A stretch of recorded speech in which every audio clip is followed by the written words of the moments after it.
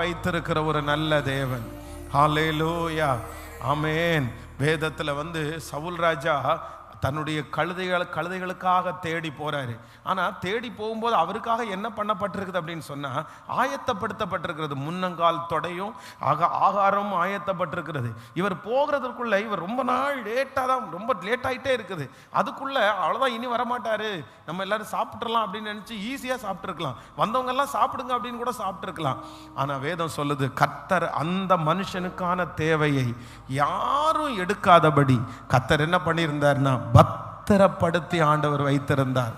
நான் நம்புறேன் உங்க தேவைகள் சந்திக்கப்படும். எப்படி சந்திக்கப்படும்னா, கர்த்தர் பத்திரப்படுத்தி கர்த்தர் வைத்திருப்பார்.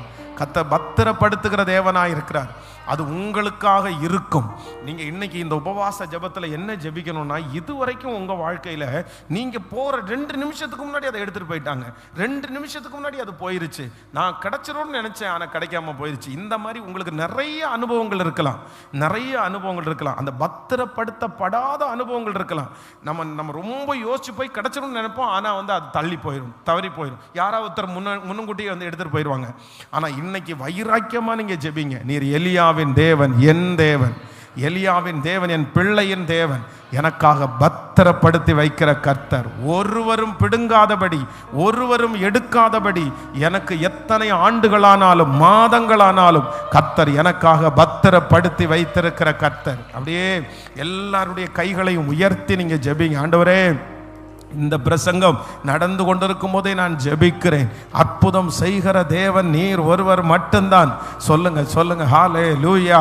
பத்திரப்படுத்தி வைக்கிற தேவன், அது அவருடைய கையிலே பத்திரமாய் உண்டு, அது தேவனுடைய கரத்திலே பத்திரமாய் உண்டு. ஒருவரும் பறிக்க முடியாது, ஒருவரும் எடுத்து போட முடியாது. ஆமேன். அநேகருடைய கண்களால் அது பார்க்க முடியாது, அது நம்முடைய கண்களுக்கு மட்டும்தான் அது தெரியும். ஆமேன். எடுக்க வருகிற சத்துருடைய கண்கள் மறைவதாக சத்தத்தை உயர்த்தி, இயேசுவே, என் பிள்ளைக்காக அந்த இடத்திலே கர்த்தர் பத்திரப்படுத்தி வைப்பீராக. அந்த பிள்ளைக்காக மட்டும் அந்த இடம் வைக்கப்பட்டிருக்கட்டும் ஆண்டவர், அந்த வசதி வைக்கப்பட்டிருக்கட்டும். ஸ்தோத்திரம். எத்தனையோ பேர் அந்த இடத்துல கடந்து போனாலும் அந்த இடம் ஆண்டவரே கர்த்தர் தன்னுடைய பிள்ளைகளுக்காக வைத்த ஒரு இடமாய் மாறட்டும். இப்போ இந்த சத்தம் எந்தெந்த காதுகளில் தொனிக்கப்படுகிறதோ அத்தனை பேரும் சாட்சி சொல்லணும், எனக்காக ஆண்டவர் பத்திரப்படுத்தி வச்சிருந்தாரு. கர்த்தர் நிறைய பேருடைய கண்ணுக்கு மறைச்சு வச்சிருந்தாரு.